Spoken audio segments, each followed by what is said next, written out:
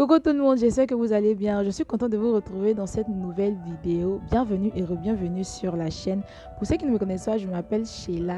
Juste une fille chill qui aime Jésus en fait. Alors j'ai une bonne nouvelle pour vous et la bonne nouvelle c'est que la vidéo que vous êtes en train de regarder est le tout premier épisode d'une nouvelle série de vidéos que j'ai nommée Chrétienne et accomplie. Bon, chrétien ou accompli aussi au cas où tu as un homme. Et dans cette série, on va aborder différents points, différents sujets sur lesquels on devra travailler pour faire ressortir le meilleur de nous-mêmes et être ces personnes excellentes que Dieu veut que nous soyons. La série aura à peu près 5 ou 6 épisodes. Je ne vous dirai pas de quoi est-ce que les prochains épisodes seront faits, sinon ça va gâcher le suspense. Donc si tu n'es pas abonné, assure-toi de t'abonner pour ne rien rater des prochains épisodes. Comme vous avez pu le constater par le titre de cette vidéo, le premier épisode va aborder le thème sur avoir une culture générale et investir dans sa vie intellectuelle. On verra pourquoi est-ce qu'il est très important en tant que chrétien d'avoir une bonne culture générale et un bon bagage intellectuel. Générique.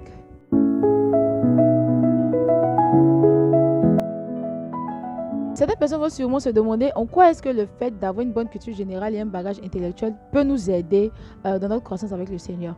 Laissez-moi vous dire quelque chose. On ne peut influencer sans connaissance. On va lire ce passage dans la Bible, dans Proverbe 18, verset 15 qui dit « Un cœur intelligent acquiert la science et les oreilles des sages cherchent la science. » Dans d'autres versions, c'est « Un cœur intelligent acquiert la connaissance et les oreilles des sages cherchent la connaissance. » Tu ne peux vouloir impacter, tu ne peux vouloir influencer quelque part si tu n'as rien de plus à apporter. Si tu n'as pas la connaissance des choses, si tu n'as pas un peu de maîtrise des choses. Je vais prendre un exemple terre à terre.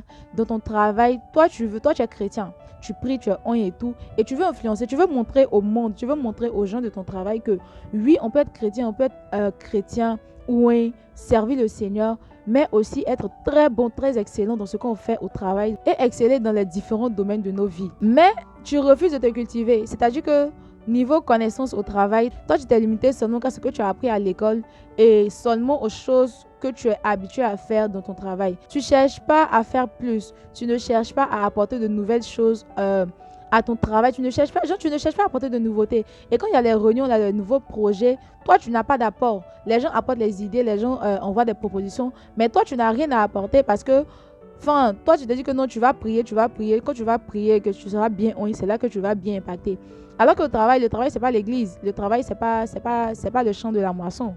Bon oui, le travail c'est un champ de moisson aussi, mais en mode c'est pas que ton onction en fait qui va faire que tu vas impacter les gens. Et donc toi tu n'as pas d'apport quand il y a des projets, toi tu n'apportes rien de nouveau. Tu vas pas impacter parce que les gens ne vont pas venir vers toi. Et quand c'est comme ça, même si tu veux impacter, même si tu pries que tu es un, peut-être tu vas impacter, mais les gens ça sera très compliqué et puis ça va tellement prendre le temps. Alors que si dans ton travail, tu ne te limites pas seulement à ce que tu as appris à l'école, mais tu fais des recherches, tu cherches à te perfectionner, à t'améliorer. À chaque fois, tu essaies en fait de t'améliorer, d'apporter quelque chose de nouveau. Quand il y a des réunions, tu apportes des idées. Quand l'un de tes collègues t'approche par rapport à une situation, par rapport à un problème, tu as la solution, tu arrives à donner la solution parce que tu as étudié ça ici, parce que tu as lu un article quelque part, parce que tu as regardé une vidéo ici. Tu arrives à apporter des solutions aux gens.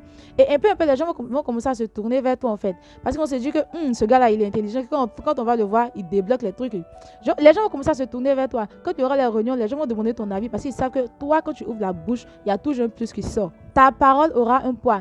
Et c'est comme ça que tu vas commencer à influencer et à imposer ton autorité, si je peux le dire comme ça. Les gens vont se dire, ce gars-là, il est chrétien. Hein? Il est chrétien, c'est un gars, il prie beaucoup. Mais il est aussi intelligent, il est tout aussi bon dans son travail. Les gens vont se dire, on peut être chrétien et puis être intelligent, on peut être chrétien et puis être bon comme ça. On peut être chrétien et puis... Et quand c'est comme ça, c'est le nom de Dieu qui est glorifié. Parce que les gens vont commencer à l'inspirer de toi. Ils vont se dire que si on peut être chrétien et puis être comme ça aussi, c'est que les gens, on ne sait jamais. Il n'y a pas d'essayer aussi. Et c'est comme ça que tu vas mener des âmes à Jésus. C'est pas beau ça. Il faut être capable de pouvoir parler d'autres choses que de la foi.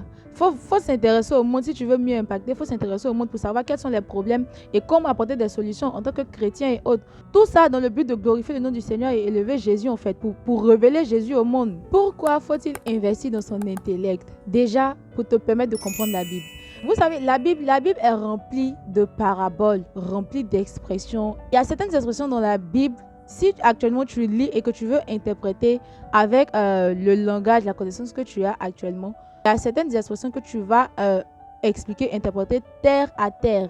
Alors qu'en son temps, autant la Bible était écrite, lorsqu'ils ont mis ces expressions-là dans la Bible, en son temps, cette expression-là, elle avait une explication, elle avait vraiment un sens en fait. Vous voyez la parabole du chameau qui passe par le trou d'une aiguille dans Matthieu 19 là. En fait, moi avant quand je lisais, moi je me disais mais waouh, c'est plus facile pour un chameau de passer par le trou d'une aiguille que quand un riche d'entrer au royaume des cieux. Mais c'est que ça doit être dur si tu es riche d'entrer au royaume des cieux, c'est que ça doit être vraiment genre dur en fait. Et un jour je scrollais sur les réseaux, j'étais sur TikTok et je suis tombée sur une vidéo de l'évangéliste Jacques Amesson et il expliquait en fait cette parabole. Et il nous disait comme ça que lorsque Jésus disait qu'il est plus facile pour un chameau de passer par le trou d'une aiguille que d'un riche d'entrer au ciel, en fait à Jérusalem là-bas, il y avait un portail, il y avait une porte là-bas à Jérusalem qui s'appelait le chasse de l'aiguille. Et en fait, le chasse de l'aiguille même, quand tu vas taper la définition sur Google, c'est le trou où le fil passe dans l'aiguille là. Voilà. Et donc à Jérusalem, c'est comme ça que la porte là s'appelait. Et quand les commerçants quittaient dans les différentes villes pour venir pour le commerce, lorsqu'ils arrivaient à cette entrée-là, ils étaient en fait obligés d'enlever tout ce qu'il y avait comme bagage, poids sur les chameaux là, pour pouvoir les permettre de passer par la porte parce que la porte n'était pas assez grande et donc les chameaux ne pouvaient pas passer avec les bagages là sur le dos. Donc ils étaient obligés de décharger tout pour permettre aux chameaux de passer et voilà. Donc tout ça pour expliquer en fait que lorsque tu voudras aller au royaume des cieux, genre t'es bien, mais si tu es riche sur la terre ici, comment tes biens ne vont pas te suivre. Et aussi, tu dois te débarrasser de tout ça. Peut-être te débarrasser pas en mode genre jeter, mais en mode, il ne faudrait pas que tu idolâtres en fait l'argent, les richesses et autres que tu auras sur la terre ici. Il ne faudrait pas que ça devienne tes dieux. Tu devras vraiment te dépouiller de tout ça dans le sens où tu fais vraiment de Jésus ton précieux, ton bijou et que les richesses et autres que tu auras sur la terre vont servir en fait à l'œuvre de Dieu, vont servir certes à genre tu vas vivre, tu vas bien vivre sur la terre, mais faudrait pas en fait que ces choses-là deviennent des dieux dans ta vie en fait. Il faudra que tu te dépouilles en fait, que tu vraiment fasses du royaume des cieux ton trésor et que toutes les richesses et autres que tu auras sur la terre ici soient juste des bénédictions et autres. Il ne faudrait pas que ton âme soit attachée à ça en fait. Quand j'ai fini d'écouter la vidéo, je me suis dit, oh, genre c'est là maintenant que j'ai compris. Parce que avant, moi je me disais, bon, de toute façon on dit que genre il est plus facile à un chameau de passer par le trou d'une aiguille que d'un riche dans ton royaume des cieux là. Donc, on fait comment? On devient riche ou bien on devient plus riche en fait. Mais après avoir écouté la vidéo, ça a vraiment éclairci les choses en fait. Et donc, c'est très important parce que pour quelqu'un qui ne sait pas, moi comme ça, moi, il ne savait pas qu'à Jérusalem, il y avait une porte qu'on appelait chasse d'une aiguille là-bas et que les chameaux devaient se débarrasser de tout ce qu'ils portaient sur leur dos pour pouvoir entrer là. Ils étaient perdus. Donc, imaginez s'il y a plusieurs personnes aussi comme ça qui n'ont pas cette connaissance, qui n'ont pas cette révélation là. Imaginez comment ça sera compliqué en fait parce que s'ils demain ont des occasions de travail ou ils vont devenir riches, on se dit non. Le Seigneur a dit qu'il est plus facile un chameau d'entrer de toute une aiguille qu'un riche d'entrer au ciel. Donc ils ne vont pas se battre pour pouvoir se sortir dans la vie, pour pouvoir être stable financièrement parce qu'ils vont se dire que quand tu deviens riche, genre, tu as problème, tu ne peux plus rentrer au royaume des cieux. Vous voyez un peu. C'est très important de se cultiver, c'est très important de faire des recherches, de chercher à connaître les choses parce que ça te permet aussi de comprendre la Bible. Et il y a certaines choses, il y a certains faits scientifiques qui sont expliqués bibliquement. Et il y a certaines choses dans la Bible, avec une explication scientifique, tu comprends plus en fait la signification de ces choses-là. Je ne pourrais pas donner d'exemple parce que j'en ai pas actuellement, mais je me rappelle, je sais qu'une année, j'étais en train de écouter une prédication du pasteur Marcelo et franchement, je sais plus de quoi est-ce qu'il parlait, désolé, mais il a commencé à expliquer ce phénomène-là. Il a dit que c'était un truc par rapport, que c'était aussi dû aux hormones et enfin tout plein de choses. Il a parlé de dopamine, de plusieurs hormones et autres. Et vraiment, j'étais choquée. Je me suis dit, mais attends, mais ce monsieur-là, mais genre, il est intelligent, hein? Parce que pour moi, il n'y a pas à vous mentir. Franchement, vous me disiez que non. Genre, tu médites la Bible, tu as les rhémas, c'est suffisant. Alors que non, en fait. Alors que pas du tout. Il y a des choses pour pouvoir bien comprendre, pour pouvoir bien expliquer aux gens. Si tu veux prêcher, tu vas devoir faire recours à la science, recours à ta culture générale, recours à tes connaissances et autres. Et donc, c'est très important. Voilà pourquoi c'est important. Parce que ça te permet aussi de mieux comprendre la Bible aussi. Pourquoi c'est important d'investir aussi dans son intellect? Parce que ça te permet d'avoir des opportunités dans la vie. Dieu veut que nous soyons des personnes excellentes. Dieu veut que nous soyons à la tête et non à la queue dans tous les domaines. Partout où on s'en va en tant que chrétien, là, on doit briller, on doit shine, on doit... Genre, c'est nous, quoi. Lumière du monde, en fait. Et donc, le fait d'avoir une bonne culture, le fait d'avoir une connaissance, le fait d'avoir un bagage intellectuel va t'ouvrir des portes. Le monde cherche les gens qui vont apporter quelque chose de nouveau. Le monde cherche les gens qui sont intelligents, les gens qui ont la connaissance. même si tu n'as pas beaucoup de moyens, une fois que tu as la connaissance, une fois que tu as un bagage intellectuel, là, ça peut t'ouvrir les portes, tu peux aller partout en fait. Imagine, il y a une opportunité de travail, une belle opportunité, un bon poste dans ton domaine et tu as le niveau. Mais il y a une seule chose qui te bloque. On dit d'être bilingue. Et toi, tu ne parles pas anglais. Tu as une belle occasion de travail comme ça. Mais on te dit juste une chose. Il faut parler l'anglais. Et toi, tu ne parles pas l'anglais. Tout ce que tu sais, c'est good morning. Tu vois comment tu as raté. Tu as raté une très belle opportunité comme ça. Juste parce que tu n'as pas voulu étendre tes limites. Juste parce que tu n'as pas voulu augmenter ton intellect. Tu n'as pas voulu investir pour toi en fait. Et voilà, tu rates les opportunités. Vous voyez? Et donc, c'est très important, mais très important en tant que chrétien, d'être vraiment, d'avoir une bonne culture. Ça te permet vraiment de te démarquer et de dire au monde aussi, de montrer au monde que c'est vrai, on est chrétien, on prie, on est spirituel et tout, mais physiquement aussi, là, ne vous amusez pas. La Bible nous appelle à impacter de partout, à impacter, influencer partout.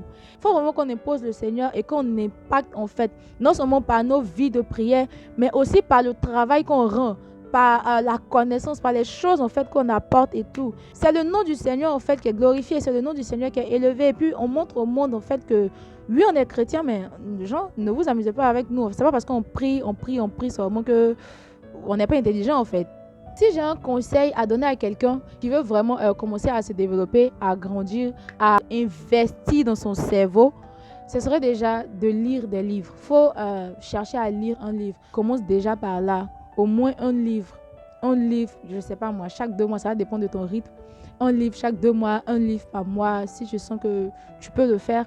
Mais cherche à te cultiver, lis, je ne sais pas, sur le développement personnel, les émotions, en tout cas, cherche à lire un livre au moins. Ça va t'aider. Non seulement ça va t'aider à enrichir ton vocabulaire, mais ça va te permettre aussi de pouvoir mieux t'exprimer. Et de deux, tu peux aussi suivre des vidéos éducatives sur YouTube. Moi, je suis très curieuse.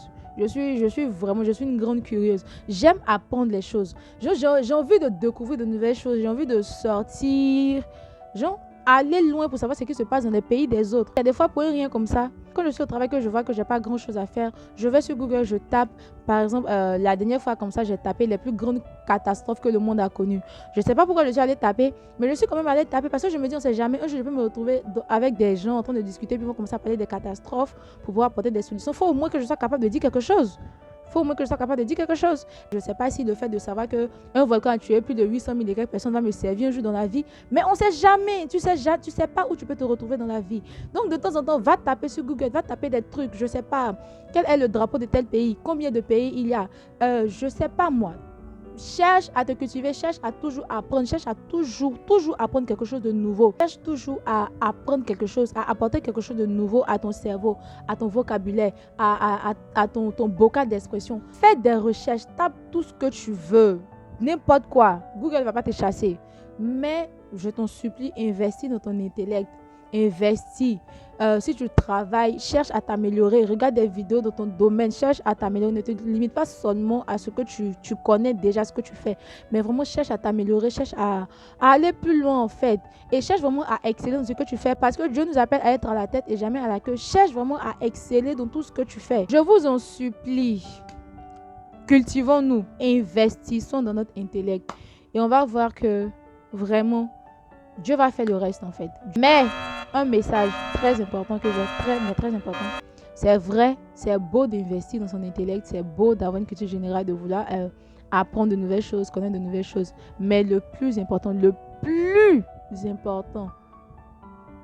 c'est le spirituel. C'est pas parce que vous voulez investir dans votre cerveau que vous allez oublier le spirituel. Le plus important, c'est le spirituel, c'est notre relation avec le Seigneur. Quand tu vas mourir, là, tes connaissances, tu vas partir avec.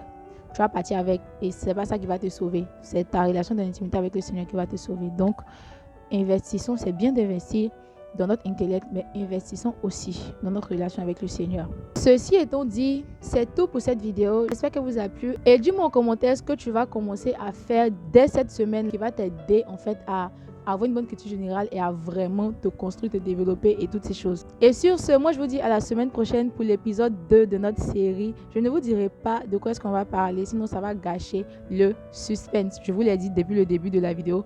Donc, si tu n'es pas encore abonné, assure-toi de t'abonner et d'activer la cloche de notification pour ne rien rater. D'ici là, prenez soin de vous et que Dieu vous bénisse. Bisous!